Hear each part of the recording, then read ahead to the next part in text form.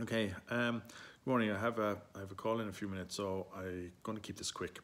But what I want to talk about is we've been talking about promotions and how they should be part of a funnel. Um, but what I want to just very briefly this morning is just talk about you don't need to be spending a lot of money on advertising. Um, there's a lot of ways, there's a lot of business that you're missing out on. I can guarantee it, and that's basically business that is coming to you through current advertising, through other ways, and they're looking for information. Now, they might be, think for a moment about all the different channels they can communicate with you on and which ones you're promoting. You've probably got a phone number and you're probably promoting that, an email address. Maybe you have a form on your website. Maybe you have a Facebook page, you probably do. An Instagram account, again, probably do. And I would also throw in probably a Twitter account as a high probability. That's what, 7 ways that people can contact you. Well, you've got to reply to every one of those. Those are all two-way channels. Um, People see their Facebook page as something where they can just post. They see their Instagram account the same, and they're not. They are things on which people can communicate with you, and they expect a reply. And remember, when someone sends you a message, someone contacts you, what they're doing is they're interested in you. They really want to make that sale. They're considering seriously visiting you. So you've got to reply to them quickly and give them the information they want. It's no good. I mean, if someone rang you up, would you leave the phone just ringing? Leaving people on hold, it's a cliche. It really is at this age because it's so bad. People don't like being left on hold.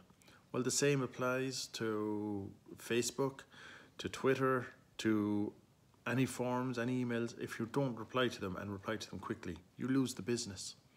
I have people I've sent on Facebook Messenger. I've sent an inquiry to a restaurant 3 months ago. I'm still waiting for a reply. I mean, that's business that's lost. That's business that you're thinking of going to visit it. You're very interested. The restaurant looks good, and then they just lose it at the last hurdle. And it's such a waste. It really is. So think about all the different ways people can contact you. Are you promoting those? I can guarantee if you've got on your website, you'll have, that you're promoting those social accounts, that you're promoting your phone number, that you're promoting email. And like I said, you probably have some sort of booking form as well. Now, that might be an automated one where people can make the booking and the table is booked for you, and that's perfect. But why don't you do something like that at the very least on your other channels? Having a Facebook page, using it to promote, to send out just information about you and treating it as a one-way channel doesn't work anymore. It really doesn't. And Instagram is the one where probably people will least likely contact you, but they will contact you.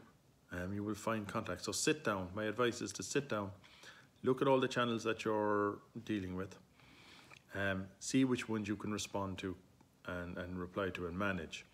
Because there's no point promoting something and then ignoring it. If someone sends you on Facebook, sends you a thing like, what are the directions to your restaurant? And you ignore that, they'll just give up. They've already decided that they're not going to look at Google Maps or something, because otherwise they would have gone there. What they're doing is they're asking you need to be able to give them that reply instantly so they can find the directions and get to you. That is a sale lost if you don't do it. Particularly when people are sending messages to 2 or 3 different restaurants at a time, you have to reply. Now, Facebook Messenger obviously is the one I'm most familiar with. It's the one there where I know there are automated solutions for all of that. Instagram is harder. That one's going to take more manual effort. Twitter as well takes more manual effort. So, to be honest, Messenger is probably the one that's the easiest to get the replies to. Because you can automate that easily with a chatbot. Whereas, your phone you have to answer, email you have to answer. But even email, you can have some sort of filters put in there that will, check for words, check for things, and maybe send out a quick reply saying, we're looking at this, we'll be back to you soon. You've got to have something on your phone. You have some sort of answering machine. If you're not checking that constantly, you're losing business. Just remember, Everything these days is instant, it's two-way communication, and you don't want to lose the business when someone has already shown interest in you. So think of those before you start looking at any promotions, any advertising. Think of how are you going to deal with it if you do advertise and people start contacting you.